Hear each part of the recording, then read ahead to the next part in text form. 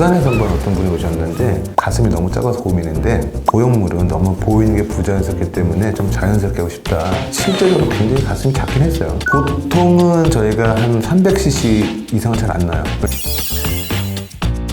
안녕하세요 지블리 여러분들, 리스TV 옷장입니다. 제가 이때까지 쭉 찍어놨던 것들을 봤는데 정말 중요한 내용이 하나 빠져있더라고요. 보니까 뭐냐면은 우리가 지방 흡입, 뭐 시술, 그 다음에 무슨 다이어트 이런 거 다 했는데 지방 이식에 대한 내용이 없었어요. 병원에 오신 분 고객님께서 그것도 한번 찍어봐라. 우리도 궁금한 거 많은데 여러 가지 궁금하신 분들을 이번에 모아서 한번 좀 찍어보려고 합니다. 지방 이식이란 정확히 무엇인가요? 지방 이식은 쉽게 말씀드리면 지방 자체를 다른 곳으로 옮기는 거예요. 너무 쉽죠? 할 말 없다. 어떤 경우에 지방 이식을 고려하는 것이 좋을까요? 보통 지방을 이식한다는 건 볼륨감이 필요한 데다 넣는 거죠. 그래서 그 빈도로 따지면 얼굴이 제일 많을 거예요. 그죠? 이마라든지 전반적인 얼굴에 볼륨을 채우는 게 가장 많을 거고, 바디 쪽에서도 많이 합니다. 두 군데를 주로 많이 하는데 첫 번째가 어딜 것 같아? 제일 많이 하는데.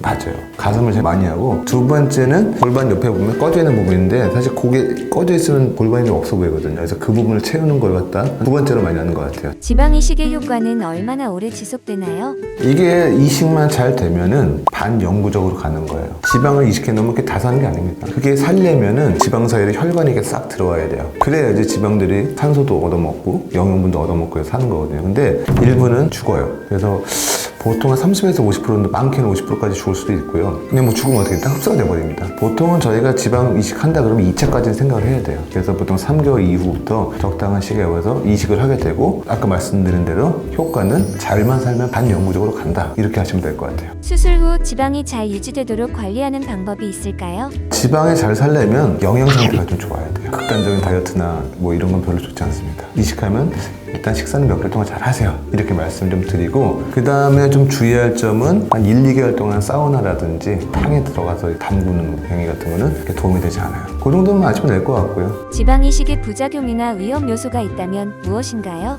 지방 이식도 부작용이 별로 높지는 않은데, 일단 우리가 흔히 알 수 있는 감염의 염증 같은 게 있을 수가 있고요. 그 안에서 석회가 딱딱해지는 게 있습니다. 그 다음에 괴사가 있어요. 중심부 괴사가 있어서 이제 바깥쪽은 살아있는데 안쪽에 죽어가지고 약간 썩는 그런 게 있는데, 그럴 때는 제거를 무조건 해야 돼요. 통증이나 부기 관리는 어떻게 해야 하나요? 통증은 그렇게 심하진 않아요. 그러니까 약간 이물감은 좀 느껴지신다고 해요. 왜냐면 당연히 이물감 느껴지겠죠. 뭔가 다른 게 들어갔으니까. 근데 통증이 심하진 않습니다. 고객님 중에서 기억에 남는 사례가 있다면 소개해 주실 수 있나요? 부산에서 한번 어떤 분이 오셨는데 가슴이 너무 작아서 고민인데 보형물은 너무 보이는 게 부자연스럽기 때문에 좀 자연스럽게 하고 싶다. 실제적으로 굉장히 가슴이 작긴 했어요. 보통은 저희가 한 300cc 이상은 잘 안 나요. 왜냐하면 그렇게 되면 아까 말씀드린 대로 어떤 지방이 살아가는 조건이 이렇게 좋아지지 않기 때문에 한쪽에 300 이상 잘 안 넣는 걸로 되어 있거든요. 300만 해도 두 사이즈 정도 커집니다. 그래서 그분도 한 300 정도 넣는데 첫 번째 넣은 게 너무 잘 살아가지고 2차를 하지 않았던 그분이 제일 기억에 납니다.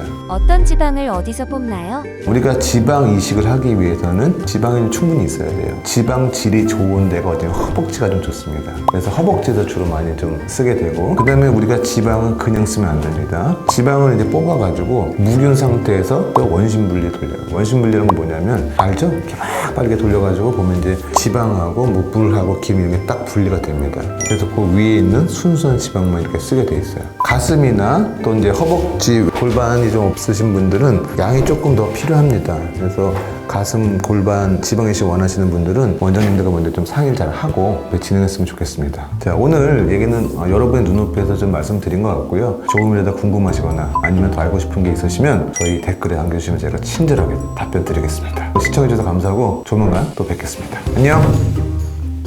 우리가 이제 지방 이식하게 되면은 아마 PRP라는 말을 굉장히 많이 들어보셨을 거예요. 피를 뽑아서 원심분리 돌리면은 분리가 돼요. 그거를 이제 보통 치료 목적으로 많이 쓰이는데, 지방 이식을 할 때 같이 넣으면은 지방의 생존율이 조금 올라간다는 얘기가 있습니다. PRP라는 것도 많이 하고 있고, 최근에 또 하나 아마 들어본 게 우리 줄기세포. 우리가 세포가 우리 하나로 또 시작돼가지고 이게 막 분리가 되잖아요. 이 분리되는 단계에서 지방 쪽에 있는 그 줄기세포를 넣어주면은 이거 역시 지방이 살아가는 데 더 도움이 된다. 이런 얘기들이 있습니다.